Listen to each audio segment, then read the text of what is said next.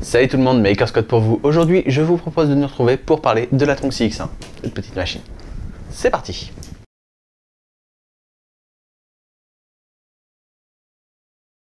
Bien, alors initialement, j'étais censé vous sortir il y a quelques semaines une vidéo sur ceci, la Tronxy XY2, ma dernière acquisition. J'ai tourné la vidéo et à peu près à la moitié du montage de la vidéo, elle a cessé de fonctionner. Donc j'allais pas vous sortir une revue sur une machine qui ne fonctionne pas, puisque forcément la revue était plus trop à jour. Donc j'ai ressorti la X1 et on va continuer à parler des différents problèmes que j'ai eu sur cette machine et comment je les ai réglés. Et aujourd'hui, on va s'intéresser à la ventilation. La ventilation sur une imprimante 3D se fait généralement à l'aide de ventilateurs. Je sais, c'est choquant. On en retrouve généralement à 4 endroits. L'alimentation, la carte électronique, la tête d'impression et la pièce qui se fait imprimer.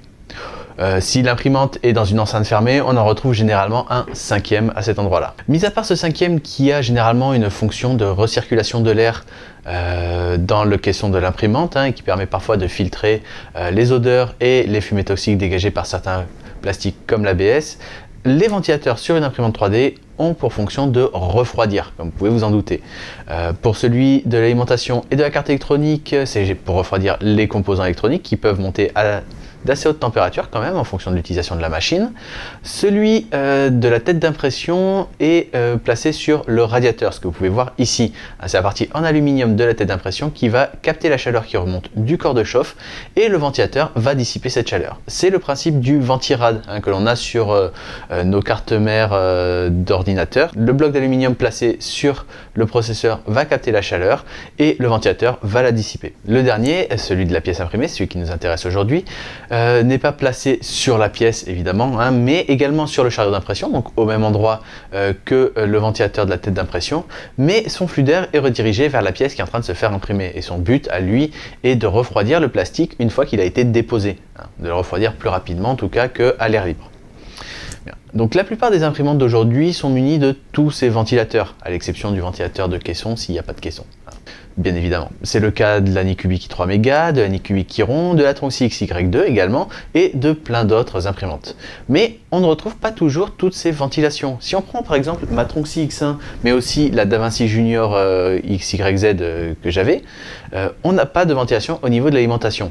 Et c'est tout à fait normal étant donné qu'on est sur des imprimantes qui n'ont pas de plateau chauffant, donc ne nécessitent pas une alimentation aussi puissante que les imprimantes 3D classiques. Donc on n'a pas un bloc d'alimentation comme celui-ci, mais une simple brique d'alimentation comme on a sur nos PC portables.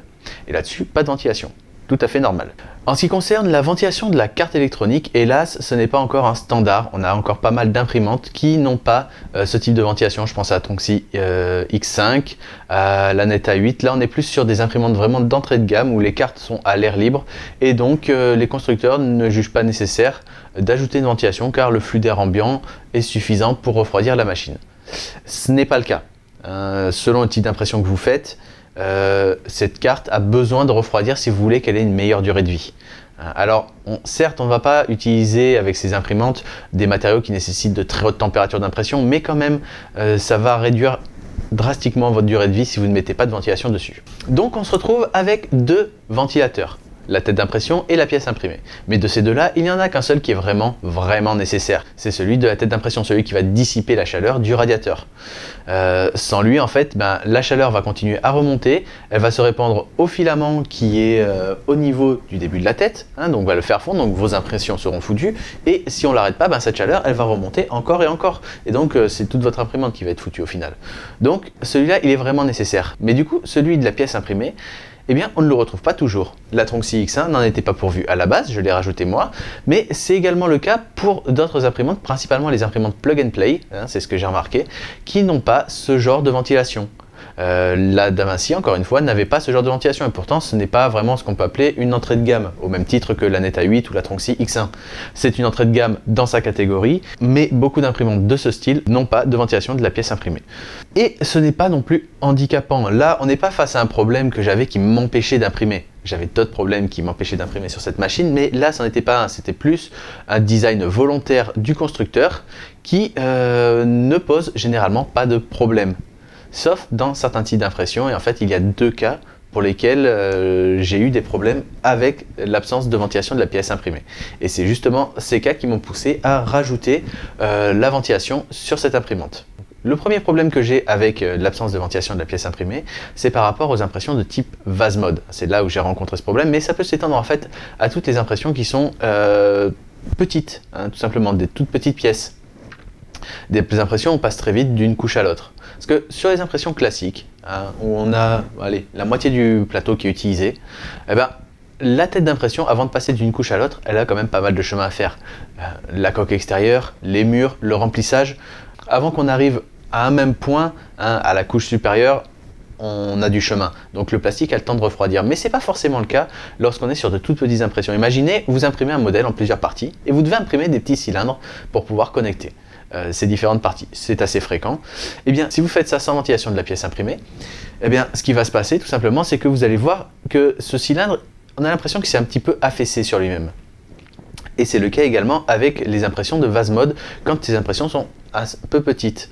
On va avoir un effet d'affaissement. En fait, ironiquement, j'ai eu ce problème lorsque je voulais imprimer justement une pièce pour pouvoir ajouter la ventilation sur cette machine. Pas de bol, le modèle que j'ai trouvé était un tout petit modèle qui s'imprimait en VASMOD.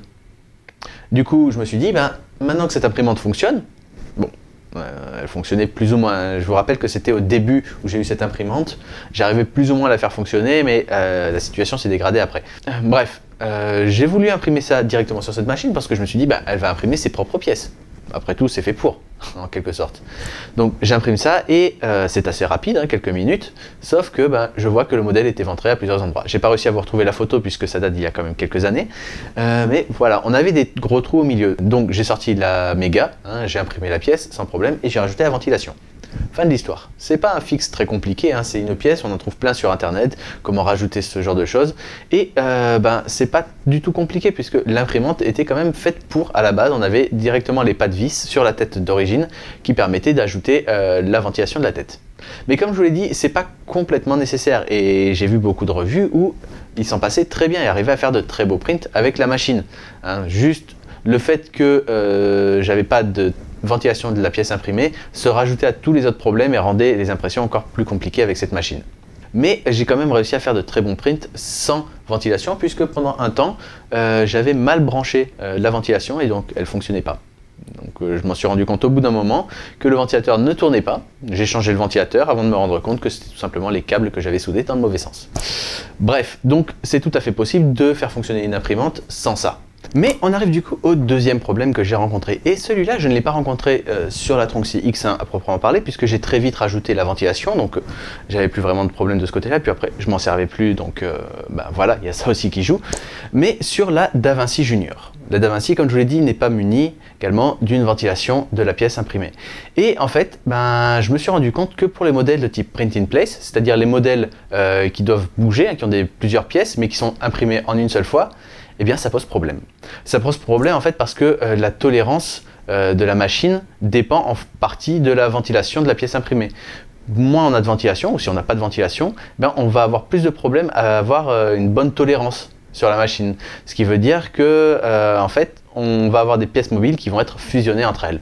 Et ça a été le cas dès le début, quand j'ai voulu imprimer un de ces modèles print in place, je crois que c'était une espèce de pince qui devait s'actionner ou quelque chose comme ça, eh bien, le modèle était complètement fusionné et en essayant de l'activer, j'ai fini par trop forcer et le casser. En fait, ça s'explique d'après moi, je ne suis pas un expert donc je ne suis pas complètement sûr, mais déjà parce que si le plastique refroidit plus lentement, il a plus le temps en fait de se déformer, que ce soit sous son propre poids ou sous le poids des autres couches. Donc quand on a des modèles où en fait les différentes parties ne sont pas censées se toucher mais sont très proches l'une de l'autre, eh bien si le plastique s'affaisse, ça va se sentir, je veux dire, il va se rapprocher de l'autre pièce. Et si d'un autre côté, l'autre pièce, le plastique s'affaisse légèrement également, eh bien pareil, on va avoir ce problème. Surtout que lorsque la buse va se rapprocher d'une partie, surtout sur les petites parties, la chaleur de la buse va rester toujours au même endroit. Et donc, le plastique ne va pas refroidir très vite. Et donc, on va avoir cet effet où il va légèrement s'affaisser, se répandre si vous voulez, et se connecter. Et c'est un problème parce que déjà lorsque l'on imprime un modèle print in place, comme par exemple celui-ci, un pangolin, je l'ai imprimé sur la X1, donc vous voyez ça marche très bien maintenant, et en fait lorsque je l'ai imprimé en une seule pièce, comme ça. Et lorsque je l'ai retiré du plateau, il fallait que je force un petit peu à certains endroits parce que même si les pièces ne sont pas censées se toucher, eh bien à certains moments, elles étaient un petit peu fusionnées, ce qui est normal. Mais c'était à de très petits points et en forçant un petit peu, j'ai réussi à le libérer sans difficulté. Mais ça, avec la DaVinci par exemple, ça aurait été très compliqué. Et sans ventilation, pareil, je pense que ça aurait été très compliqué. Okay. Alors, il y a peut-être d'autres facteurs qui jouent en dehors de la ventilation. Peut-être que l'imprimante en elle-même n'était pas vraiment faite pour ce genre d'impression, mais je pense que ça aide d'avoir une ventilation de la pièce imprimée pour ce genre de problème. Honnêtement, je sais que c'est pas nécessaire, mais je cherche à avoir ça sur toutes mes machines. Et si la plupart des machines l'ont aujourd'hui, c'est pas pour rien. Hein. C'est que ça aide vraiment à faire des pièces plus techniques plutôt que des pièces en un seul bloc ou ce genre de choses. Là, la DaVinci suffirait, mais pour des pièces beaucoup plus techniques ou tout simplement rigolotes, hein, comme celle-là, eh bien, forcément, je préfère avoir la ventilation. C'est une petite sécurité de plus. Bref, donc, pour conclure sur ce petit problème qui n'en était pas forcément un selon le type d'impression, hein, vous avez bien compris, déjà, niveau ventilation, et pas seulement la ventilation de la pièce imprimée, mais toutes les ventilations, c'est vraiment important. Si jamais vous achetez une imprimante d'entrée de gamme qui n'a pas de ventilation de la carte et qui a des ventilateurs assez bas de gamme, je vous conseille de les changer et d'ajouter la ventilation sur l'alimentation s'il n'y a pas, mais s'il n'y a pas sur l'alimentation, franchement, là, c'est quand même assez risqué. Et sur la carte électronique, ça va grandement augmenter sa durée de vie, je pense. Donc c'est un petit investissement, des petits ventilateurs vous pouvez en trouver n'importe où, prenez un vieux ventilateur de PC, ce genre de choses, ça fait l'affaire. Et c'est à ce moment-là que mon téléphone a décidé de ne plus enregistrer ce que je disais. Je ne sais pas exactement pourquoi, j'ai un petit morceau de vidéo sans le son et puis plus de vidéo du tout. C'est bête en plus parce qu'il reste genre même pas une minute de vidéo. Donc ce que je vous disais pour résumer, c'est que les ventilateurs sur une imprimante 3D, c'est important. Ça ne va pas vous changer la vie. Si vous mettez des ventilateurs de bonne qualité sur une Anetta 8, vous aurez toujours une Anetta 8. Mais peut-être qu'elle vous durera un peu plus longtemps avant de claquer entre vos doigts. Donc voilà, c'est un peu plus sûr d'avoir une bonne ventilation pour ce qui concerne l'électronique. Et c'est un petit peu mieux d'avoir une ventilation de la pièce imprimée, même si, comme je vous l'ai répété, ce n'est pas 100% nécessaire. Bien, donc c'est tout pour cette vidéo, hein. Enfin, la vidéo est déjà finie depuis un moment, mais c'est tout pour cette vidéo. Et moi je vous dis à la prochaine pour une revue d'une nouvelle machine. Allez, ciao!